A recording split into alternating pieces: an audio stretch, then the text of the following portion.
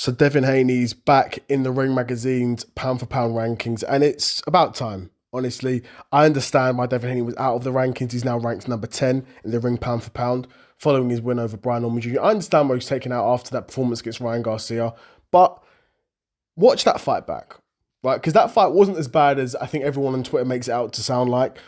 Of course, Ryan Garcia was landing that left hook. It was clean and it was hurting Devin Haney. But Devin Haney done a great job at recovering from those shots.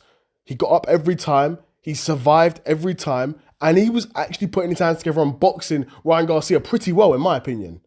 Like, outside of that, he boxed very well. And that's something that a lot of people, they're just not willing to give Devin Haney the props on. They're like, oh, you got dropped, you suck. No, there's a bit more nuance to that. And ultimately, Ryan Garcia failed the drugs test and everything. And I believe missed weight for that fight. Don't quote me on that. But yeah, failed the drugs testing and like, well, bro, it doesn't really matter now. Everything, your entire career's got an asterisk next to it, in my opinion now.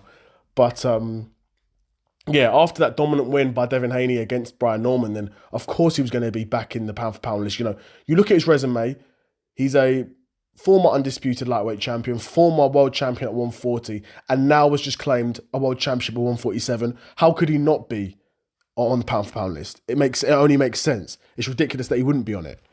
And of course, as Devin Haney, makes his way through 147, he'll likely be looking to move up that pound for pound rankings. And I fancy him to do it as well. If he goes on to become two-time undisputed world champion, then he's got to be, top 5 pound for pound. He's got to be. Got to be top 5 pound for pound. Because those other guys in the top 5 pound for pound is Crawford, Usyk, in a way, both guys who are multi-time undisputed world champions at multiple different weight classes. Right, and then Bab Rodriguez as well. Again, a guy who's a unified world champion in multiple weight classes. Bivol, of course. Again, I think if Devin Haney was to become undisputed at welterweight, that would put him above Dimitri Bivol in terms of pound for pound rankings, in my opinion. But yeah, good to see Devin Haney's back in there. I mean, the amount of videos I've made about Devin Haney recently, you guys are going to think I'm some Devin Haney glazer, but I'm not. I just think a lot of people hate on him for some reason. I don't know if it's because of his dad, of Bill Haney. People don't like Bill Haney, so by extension, they don't like Devin Haney, or whatever it is. I don't know. But yeah, Devin Haney's back in the top 10.